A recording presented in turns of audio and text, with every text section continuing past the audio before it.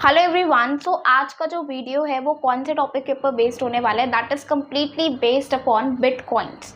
Bitcoin जिसे आप crypto currency के नेम से भी बहुत ज़्यादा जानते हो। आजकल आप सुन रहे होंगे कि बिटकॉइन में आप इन्वेस्ट कर सकते हो। बिटकॉइन नेम की कोई चीज़ भी एग्जिस्ट करती है, इवन इंडिया में भी कर रहा है। बाकी कंट्रीज़ में ज़्यादा, इंडिया में काफ़ी कम है, बिकॉज गवर्नमेंट ने काफ़ी जगह इसके ऊपर काफ़ी सारी रिस्ट्रिक्शंस लगा रखी है, but still it is existing in India. आप इसमें इन्वेस्टमेंट भी कर सकते हो, बट आपको पता नहीं होगा कि बिटकॉइंस क्या होते हैं, इसका हिस्ट्री क्या रही है, ये एग्जिस्टेंस में क्यों आए। तो वो सारी बातें जानने के लिए आप इस वीडियो को एंड तक देख सकते हो। So let get started with the discussion. तो सबसे पहले तो हमें बिटकॉइन जानने के लिए मनी की हिस्ट्री जाननी पड़ेगी कि मनी की हिस्ट्री क्या है। डियर, मनी का स्टार्टिंग में अगर हम ओल्ड एजेस में जाके बात करें तो अगर लोगों को कुछ भी खरीदना होता था तो तब पैसा नाम की कोई चीज़ एग्जिस्ट नहीं करती थी, कोई नोट्स, कोई करेंसी नहीं होते थे। उस टाइम पे यहाँ पे बार्टर सिस्टम था। बार्टर सिस्टम में क्या होता है, आप चीज के बदले चीज देते हो। सपोज मेरे को सोप चाहिए, मेरे को साबुन चाहिए एंड आपको कोलगेट चाहिए। ठीक है, मेरे को साबुन चाहिए, आपको कोलगेट चाहिए। आपके पास साबुन है, मेरे पास कोलगेट है, तो हम दोनों क्या कर सकते हैं, एक दूसरे से एक्सचेंज कर सकते हैं। इससे मेरी कोलगेट की नीड, मेरी सोप की नीड पूरी हो जाएगी और आपकी कोलगेट की नीड पूरी हो जाएगी, right. In the similar way ये होता था बार्टर सिस्टम ओल्ड टाइम में। ठीक है, लेकिन इस सिस्टम में प्रॉब्लम क्या थी, इस सिस्टम में प्रॉब्लम ये थी, सपोज मेरे को तो साबुन ही चाहिए लेकिन आपको कोलगेट नहीं चाहिए ना, आपके पास कोलगेट है। मैं साबुन के बदले आपको ब्रेड देना चाहती हूँ, बट आपको तो ब्रेड की नीड ही नहीं है। तो यहाँ पे एक ऐसे बंदे को ढूंढना, दो ऐसे बंदों का इंटरैक्ट करना जिसे सेम वही चीज चाहिए जो उसके पास है, एंड उसे भी वही चाहिए जो उस बंदे के पास है, जिसे आप अंग्रेजी में डबल कोइंसिडेंस ऑफ वांट्स कहते हो। ये चीजें मिलना बहुत ही ज्यादा डिफिकल्ट होता था। तो हमने बोला चलो इस बार्टर सिस्टम को हटाओ। उसके बाद हमारे इंडिया में एक चीज इमरजेंस हुई, दैट इज कॉइन्स। जो गोल्ड के सिक्के होते थे, जो मेटालिक प्रीशियस मेटल्स होते थे, जितने भी बहुत कीमती कीमती धातु वगैरह होते थे, उनके सिक्के आए एग्जिस्टेंस में। तो हम क्या करते थे, कभी भी हमें व्यापार करना होता था, हम अपने जेबों में सिक्के लेके जाते थे एंड उस चीज से एक्सचेंज करते थे। अब आपको पता होगा कि जो मेटल्स है उनका वेट बहुत हैवी होता है। क्यों? क्योंकि उनके पार्टिकल्स बहुत पास होते हैं। हम साइंस की बात नहीं कर रहे, बट स्टिल मेटल्स का वेट हैवी होता है। तो कुछ सिक्के भी कैरी करना बहुत भारी हो जाता था हमारे जेबों में, राइट। और जब आप एक जगह से दूसरी जगह जाके कोई छोटी सी चीज खरीदना चाहते थे, तो छोटी सी चीज के लिए आप एक सोने को सिक्के को काटने तो बैठोगे नहीं।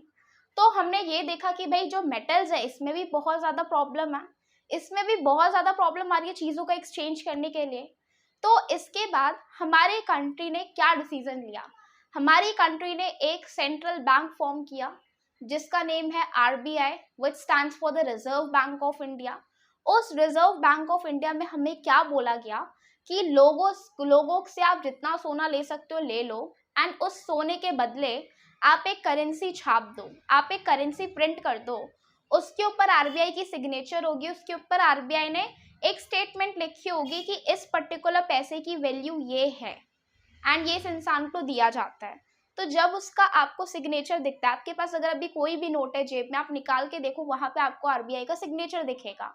मीन्स वो जो नोट है वो वैलिड है, उसकी वैलिडिटी एग्जिस्ट करती है आपकी कंट्री में।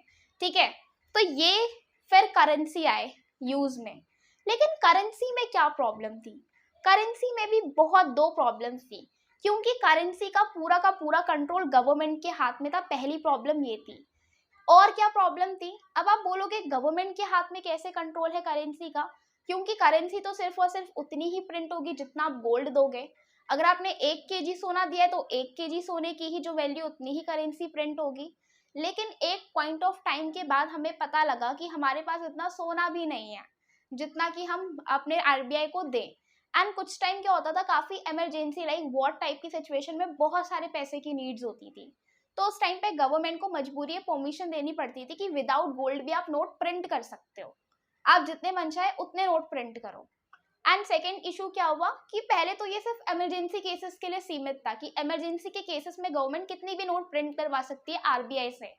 लेकिन बाद में क्या हुआ, बाद में एक ऐसा पॉइंट आ गया जहाँ पे आरबीआई को ये बोल दिया गया कि हम आपको सोना नहीं देंगे, आपको हम जितना बोले आपको उतना नोट प्रिंट करना है। मतलब कि जो प्रिंटिंग अथॉरिटी है वो कम्प्लीटली गवर्नमेंट के हाथ में आ चुकी है कि वो कितना भी नोट प्रिंट करवा सकती है। अब इससे प्रॉब्लम क्या है? इससे सबसे पहली प्रॉब्लम तो डीमोनेटाइजेशन की थी, जिसे हम नोटबंदी कहते हैं। आपको पता होगा कि आज से कुछ साल पहले एग्जैक्टली क्या हुआ था। नोट बंद हो चुके थे, 500 की, 1000 की नोट पे बैन हो चुका था कि अब ये पैसा एग्जिस्ट नहीं करता। कैसे हुआ? क्योंकि गवर्नमेंट के पास इसका कंट्रोल था, मनी का पूरा कंट्रोल गवर्नमेंट के पास था कि इस मनी की वैल्यू बढ़ा भी सकती है, घटा भी सकती है और रद्द भी कर सकती है। उसने भी वही किया, उसने भी डीमोनेटाइजेशन कर लिया, जिससे बहुत सारे लोगों ने सफर भी किया। हम इस वीडियो में ये चर्चा नहीं करेंगे कि डीमोनेटाइजेशन अच्छा था या बुरा था हमारी कंट्री के लिए, बट क्योंकि स्टोरी का वो एक पार्ट था तो मैंने आपको इसलिए बताया, ठीक है। सेकेंड चीज क्या है, प्रॉब्लम में क्या है? जैसे ही किसी भी चीज के नोट, लाइक कोई भी कंट्री जिसमें नोट बहुत ज्यादा प्रिंट कर दी है, उस कंट्री में जो इन्फ्लेशन होता है, जिसे आप हिंदी में महंगाई कहते हो, वो बहुत ही ज्यादा रैपिडली बढ़ना, इंक्रीज हो जाता है। अगर आपकी कंट्री में बहुत सारी नोट्स प्रिंट हो रही हैं, इट मीन्स आपकी कंट्री में महंगाई भी उसी रैपिड तरीके से इंक्रीज हो रही है, ठीक है। तो हुआ क्या भाई, नोटबंदी के टाइम पे क्या हुआ था कि जितने भी पैसे लोगों के पास कैश में पड़े थे उनकी तो वैल्यू रद्द हो गई, लेकिन जितने भी लोगों ने बैंक से ट्रांजेक्शन्स कर रखी थी, जिनका भी पैसा बैंक में था, अब बैंक में तो आपको ये नहीं पता ना 1000 की नोट है, 500 की नोट है, आपको तो पता है कि आपके बैंक में इतना पैसा पड़ा है। तो जितने भी लोग पेटीएम यूज करते थे, फोन पे यूज करते थे, उनके वॉलेट, यूपीआई में जितने भी पैसे पड़े थे वो एकदम सेफ थे। लेकिन जो आपके और हमारी तरह लोग थे जो कैश यूज करते थे, क्योंकि उस टाइम पे जो इंडिया था वो इतना डिजिटल चीज यूज नहीं करता था, भले ही वो आज से 3 से 4 साल पहले की बात हो, लेकिन 3 से 4 साल में ही हम इतना ज्यादा डेवलप्ड हो चुके हैं कि आज आपको हर एक छोटा छोटा बच्चा भी पेटीएम करता हुआ नजर आएगा, राइट। तो ये कुछ चीजें थी जो पहले बहुत कम लेवल पे होती थी, लेकिन अब उस चीज का होने का लेवल काफी ज्यादा इंक्रीज हो चुका है, राइट। ठीक है, हमें समझ आता है कि गवर्नमेंट के पास कंट्रोल आ गया और महंगाई बढ़ गई, ये दो प्रॉब्लम है। और क्या प्रॉब्लम है? एक ये भी प्रॉब्लम थी कि अगर आप अपना पैसा बैंक में जमा कराते हो, तो बैंक में जब आप डिपॉजिट कराते हो, तो मैंने आपको अपनी फर्स्ट वीडियो में बताया था कि बैंक की बेसिक फंक्शनिंग में मैंने आपको क्या बताया था कि जब भी आप पैसा जमा कराते हो तो बैंक आपको उसके लिए इंटरेस्ट देता है।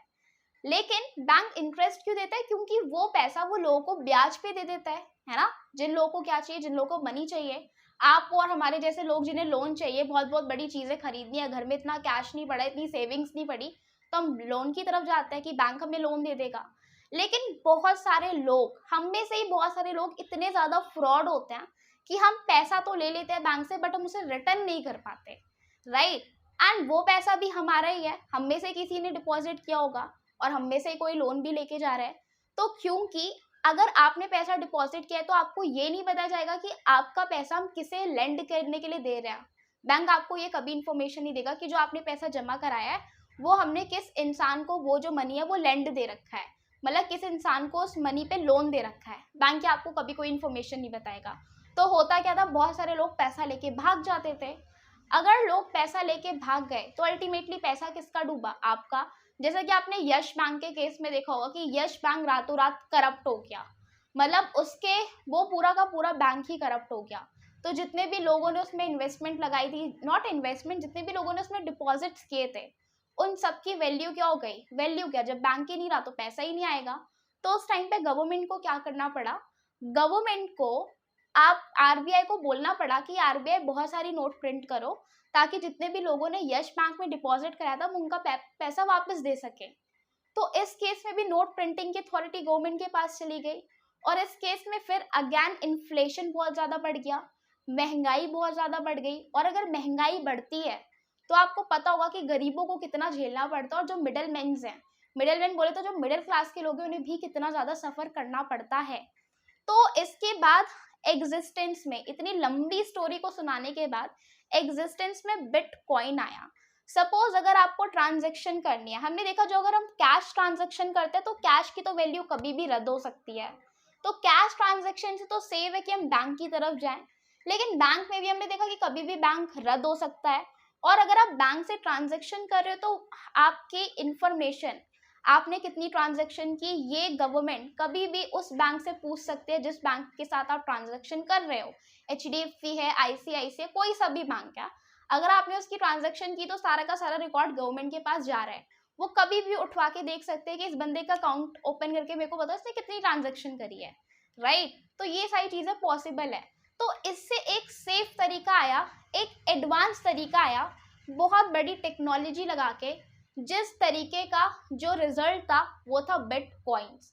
बिटकॉइन एक ऐसा कॉइन है जिसे आप, सपोज मैं एक पर्सन हूँ ए, आप एक पर्सन हो बी, आप मेरे खाते में पैसे देना चाहते हो। हम बात करते हैं बैंक के केस में पहला, उसके बाद हम बिटकॉइन के केस में बात करेंगे ताकि आपको अंडरस्टैंडिंग आ जाए कि बिटकॉइंस होते क्या हैं, ठीक है। तो अगर आपको मुझे पैसे ऑनलाइन ट्रांसफर करने हैं तो मेरी जो यूपीआई की आईडी होगी एंड आपकी जो यूपीआई की आईडी होगी, आप क्या करोगे, मेरी आईडी में पैसा ट्रांसफर मारोगे और वेरिफिकेशन किससे करोगे, यूपीआई पिन से करोगे। आपका एक पिन होगा ना यूपीआई पिन 4 डिजिट का, उससे आप वेरिफिकेशन करोगे तो आपके अकाउंट से पैसे उठ के मेरे अकाउंट में आ जाएंगे। सपोज अगर पैसे किसी गलत इंसान के अकाउंट में चले गए तो आप जान सकते हो बैंक के हेल्प से कि किस इंसान के अकाउंट में गए, है ना। और सपोज अगर मैं इंडिया में थी तो आपने बैंक की हेल्प से मेरे को पैसे भेजा, अगर मैं यूएसए में होती तब भी आप बैंक की मदद से ही मेरे को पैसे भेजते, और उस केस में तो आपको बैंक को बहुत सारा पैसा भी देना पड़ता, क्योंकि जब भी आप किसी फॉरेनर को पैसे भेजते हो तो उस केस में पहले आप अपनी इंडियन करेंसी को उस फॉरेनर की करेंसी में चेंज करोगे। सपोज अगर किसी अमेरिकन को पैसे भेजने हो तो आप पहले रुपीस को डॉलर में कन्वर्ट करोगे, राइट। इसके बाद आप उस इंसान को पैसे भेज पाओगे। तो इसका प्रोसेस भी बहुत लंबा होता है और इसमें आपको बैंक को काफी सारे पैसे भी देने पड़ते हैं, ठीक है। लेकिन वहीं अगर मैं एक ऐसे सिस्टम की बात करूं, आपको मेरे अकाउंट में पैसे भेजना है, ये बात सिर्फ हम दोनों के बीच है, हम दोनों के अलावा कोई तीसरा बंदा, चाहे बैंक हो, क्या हो, गवर्नमेंट हो, कोई बंदा नहीं जानता कि पैसे गए किसके अकाउंट में, किस बंदे ने एग्जैक्टली ट्रांजैक्शन की। तो ये चीज होती है बिटकॉइन। बिटकॉइन क्या करता है डियर, आपको मेरे अकाउंट में पैसे भेजना है, आपको एक ऐसा यूपीआई आईडी समझ लो जो मेरी होगी, एक यूपीआई आईडी आपकी होगी। आपने क्या किया, मेरी यूपीआई आईडी में पैसे भेज दिए, मैंने वेरिफिकेशन कर लिया, आपने वो जो कोड था वो डाला एंड वो वेरीफाई हो गया, ऑटोमेटिकली मेरे अकाउंट में पैसे आ गए। इसमें आपको किसी बैंक का इन्वॉल्वमेंट, किसी भी चीज़ का कोई इन्वॉल्वमेंट नहीं करना होता। एक डिजिटल बॉक्स होता है, उस बॉक्स में सारी इन्फॉर्मेशन जाती रहती है कि अभी इस बंदे के बीच ट्रांजैक्शन हुई, इस बंदे के बीच ट्रांजैक्शन हुई, इस बंदे के बीच ट्रांजैक्शन हुई। एंड ये जो बॉक्स की इन्फॉर्मेशन है ये बहुत सारे कंप्यूटर्स में जाके स्टोर होती है। वो जो कंप्यूटर्स है उन्हें जो ऑपरेट करते हैं उन्हें माइनर्स कहते हैं। एंड ये ऐसे वैसे कंप्यूटर्स नहीं होते जो आप और मैं यूज़ करते हैं डे टू डे लाइफ में, ये ऐसे कंप्यूटर्स होते हैं जो कि बहुत बड़ी टेक्नोलॉजी के साथ बनाए गए हैं, जो कि बहुत सुपर पावर वाले कंप्यूटर्स हैं। एंड ये जो माइनर्स होते हैं इन्हें बहुत डीप मैथमेटिकल कैलकुलेशन करनी होती है इस टेक्नोलॉजी को ऑपरेट करने की। तो आपके मेरे जैसा नॉर्मल बंदा कभी इस टेक्नोलॉजी को जाके ऑपरेट नहीं कर सकता। अगर वो टेक्नोलॉजी ऑपरेट करते हैं, अगर वो कुछ कोड्स को क्रैक कर लेते हैं तो बदले में उन माइनर्स को मिलते हैं बिटकॉइंस। अभी बिटकॉइंस का कंसेप्ट आपको थोड़ा सा तो समझ में आया होगा कि बिटकॉइन एक डिजिटल कॉइन है, राइट, जिसे दो लोगों के बीच एक्सचेंज किया जा सकता है प्राइवेटली किसी तीसरे बंदे को। और ये जो बिटकॉइन है इसकी वैल्यू भी गवर्नमेंट के हाथ में नहीं है कि जब मन चाहा गवर्नमेंट ने वैल्यू की रद्द कर दी, जैसे वो नोट्स की वैल्यू रद्द कर सकती है वैसे आपके बिटकॉइंस की वैल्यू कभी रद्द नहीं हो सकती, राइट। तो बिटकॉइन ये चीज होती है कि आप प्राइवेटली एक दूसरे को फंड ट्रांसफर कर सकते हो, लेकिन इसमें भी बहुत सारी प्रॉब्लम्स हैं। हर एक चीज के कॉन्स, प्रोज एंड कॉन्स तो होते ही हैं। अगर वो अच्छा लग रहा है तो डेफिनेटली वो उसमें कुछ खामियां भी होंगी।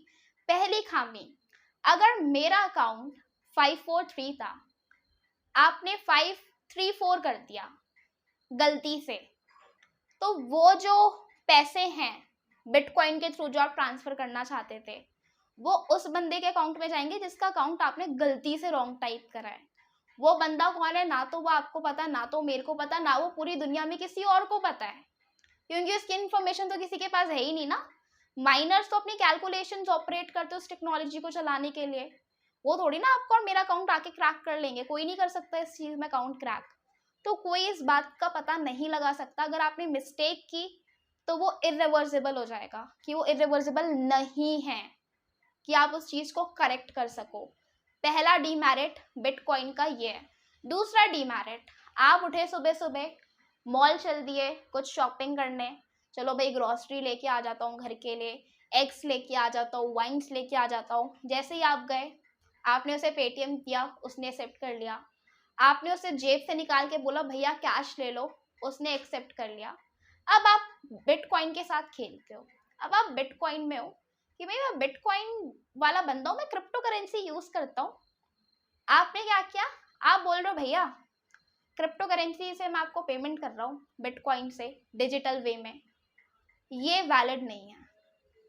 इंडिया में बहुत सारी जगह ये चीज़ वैलिड नहीं है कि आप इजीली इससे पेमेंट कर सकते हो। तो ये बिटकॉइन में इन्वेस्टमेंट का मतलब क्या होता है, right? What is the meaning of investment in bitcoins? Dear, investment in bitcoins मतलब होता है कि जैसे नोट की वैल्यू ऊपर नीचे होती रहती है ना, लाइक आपने देखा होगा कि डॉलर्स की वैल्यू कभी बढ़ जाती है, कभी कम हो जाती है। जब आप करेंसीज को कंपेयर करते हो, सपोज कभी क्या होता है कि रुपये की वैल्यू बढ़ गई, कभी होता है डॉलर की वैल्यू बढ़ गई, तो आपके ऊपर आप कौन सी करेंसी खरीदोगे। अगर आप डॉलर खरीद रहे हो, जो करेंसी बढ़ रही है आप वो खरीद सकते हो, राइट? बिटकॉइंस में क्या होता है, बिटकॉइन में भी ये चीज होती है कि बिटकॉइन की वैल्यू कभी बढ़ जाती है, कभी कम हो जाती है, कभी बढ़ जाती है, कभी कम हो जाती है। आपको एक डेटा बता देती हूँ मैं बिटकॉइन के बारे में कि 2010 से लेके 2017 तक जितने भी लोगों ने बिटकॉइन में इन्वेस्टमेंट की थी ना, उनके रिटर्न्स बहुत ज्यादा हाई थे। अब ऐसा क्यों था? क्योंकि बिटकॉइन उस टाइम पे स्टार्टिंग में आया था इंडिया में, और जब स्टार्टिंग में आया था तो उसकी डिमांड बहुत ज्यादा थी एंड काफी लोगों को इसके बारे में पता भी नहीं था। बट जो थोड़े एजुकेटेड लोग थे, जिन्हें इंफॉर्मेशन टेक्नोलॉजी के बारे में पता था, उन्होंने क्या किया, बिटकॉइंस खरीदे एंड रैपिडली एक बिटकॉइन पता है आपको कितने का आता है? 10,000 मिलियंस, ऐसी इसकी वैल्यू होती है। तो आप सोचोगे मैं तो एक बिटकॉइन भी नहीं खरीद सकता, लेकिन बिटकॉइंस में क्या होता है कि आप इसे डेसिमल में भी ब्रेक करके खरीद सकते हो। आप 0.1% एक बिटकॉइन का खरीद सकते हो।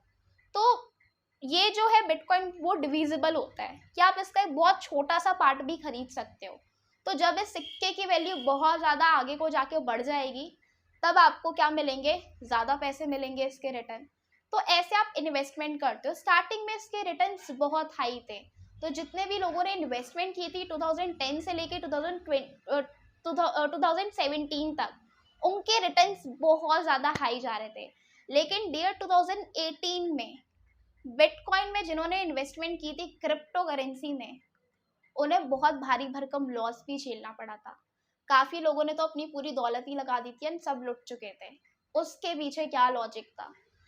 डियर, जैसे ही मार्केट में कोई न्यू टेक्नोलॉजी आती है, बहुत सारे लोग उस टेक्नोलॉजी को कॉपी करते हैं, ये देखते हैं कि पहले वाले में क्या डीमेरिट थे, और उसके बाद वो एक ऐसी टेक्नोलॉजी लेके आते हैं जिसमें वो डीमेरिट नहीं था। तो अगर आप हो, आप ये वाला खरीदोगे, ये वाला, ये तो प्रिमिटिव हो चुका है ना, पुराना हो चुका है। आप तो एडवांस खरीदोगे कि भाई इसमें तो ये कमी है ही नहीं। तो बिटकॉइंस में भी सेम यही चीज़ हुई थी। जैसे क्रिप्टो करेंसी एक बिटकॉइन का एग्जाम्पल है, वैसे ही बहुत सारे डिफरेंट डिफरेंट काइंड के क्रिप्टो बिटकॉइंस आए जिनके दूसरे दूसरे नेम थे, एंड वो उन सारे बिटकॉइंस में, उन सारे एडवांस बिटकॉइन में वो वाले डीमेरिट नहीं थे। तो बहुत सारे लोगों ने क्रिप्टो करेंसी में पैसा लगाया था, लेकिन अब जो वैल्यू हाई थी वो बाकी करेंसीज की थी, बाकी बिटकॉइंस की थी, राइट? तो जिन लोगों ने इसमें पैसा लगाया उनका पैसा थोड़ा सफल हो गया, जिन्होंने इसमें पैसा लगाया था इनका पैसा डूब गया, क्योंकि इसकी टेक्नोलॉजी को वर्क करने में काफ़ी ज़्यादा टाइम भी लग जाता है। समटाइम इट टेक 10 मिनट्स, और जो एडवांस टेक्नोलॉजी थी उनकी ट्रांजेक्शन करने में हार्डली 4 सेकेंड लगता था। लाइक आपको अगर एडवांस वाले बिटकॉइन से ट्रांजेक्शन करनी है तो हार्डली 4 सेकेंड लगेगा। सबसे पहले वाले प्रिमिटिव से करनी है तो माइट भी 10 मिनट लग जाए। लेकिन इन केस ऑफ फॉरेन को आपको पेमेंट करनी है तो बिटकॉइन से बेटर बेस्ट सोल्यूशन कोई नहीं हो सकता। इट्स रिस्की कि कहीं आप वो ना कर दो, गलत फंड ना ट्रांसफर कर दो, गलत अकाउंट ना टाइप कर दो। लेकिन अगर आप बहुत माइंड के साथ अच्छे से करोगे तो बहुत ईजी आप कर लोगे। बट हाँ, अगर आपको फॉरेन को पैसे सेंड करने हैं तो बैंक उस केस में काफ़ी हाई चार्जेस लेता है, लेकिन बिटकॉइन के केस में आपको कोई चार्जेस पे नहीं करने होते हैं। तो आई एम रियली होपिंग कि बिटकॉइन को लेके जो आपके बेसिक कंसेप्ट थे वो क्लियर हो चुके होंगे कि एटलीस्ट बिटकॉइन होता क्या है, बिटकॉइन की स्टोरी क्या रही, बिटकॉइन एग्जिस्टेंस में क्यों आया, बिटकॉइन के मेरिट्स क्या है, डीमेरिट्स क्या है। मेरिट्स ये है कि रातों रात इसकी वैल्यू नहीं गिर सकती, कल को नहीं होगा कि इसकी कोई वैल्यू ही नहीं है, ऐसा नहीं हो सकता। ऊपर नीचे हो सकती है बट गिर नहीं सकती, राइट। बिटकॉइन अगर आप यूज़ करते हो तो आपके ऊपर कोई निगरानी नहीं रख सकता कि आपके पास कितने पैसे हैं, आपके अकाउंट में क्या है क्या नहीं है, क्योंकि इसका अकाउंट किसी से लिंक ही नहीं है, ना बैंक से ना गवर्नमेंट से, किसी से नहीं, तो कोई आपकी रिकॉर्ड भी चेक नहीं कर सकता। तो जहाँ पे इसके मेरिट्स हैं वहाँ पे इसके डीमेरिट्स भी हैं। इसलिए अगर आप बिटकॉइन में इन्वेस्ट करना चाहते हो तो प्लीज़ मेक श्योर बहुत अच्छे से ध्यान से और सारी रिसर्च करके और सारी इन्फॉर्मेशन गैदर करके, जिन लोगों ने प्रैक्टिकली इन्वेस्टमेंट किया है उन लोगों के पास जाके उनके आप प्रोज एंड कॉन्स पूछ रहे हो, उसके बाद आप बिटकॉइंस में इन्वेस्ट कर रहे हो। So that's it for this video. Hope so you really understood the concept of bitcoins. Still, if you're having any doubt, that you can ask me in the comment section, and you can also suggest me which video you want next, about which topic it should be. You can tell that in the comment section. Thank you so much.